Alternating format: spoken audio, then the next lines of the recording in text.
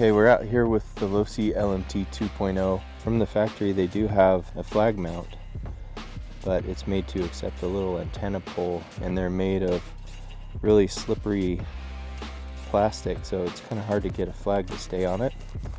But with this TPU flag pole, it kind of has like a spear tip, so it stays on, and also more durable than the antenna. So this spot where the factory flagpole kit is, put it on there, you push down and then snap it into the top, and once it's in, it's pretty hard to get it out. You can use 1, 2, or 3 flagpoles, and you just put them in these holes just like that.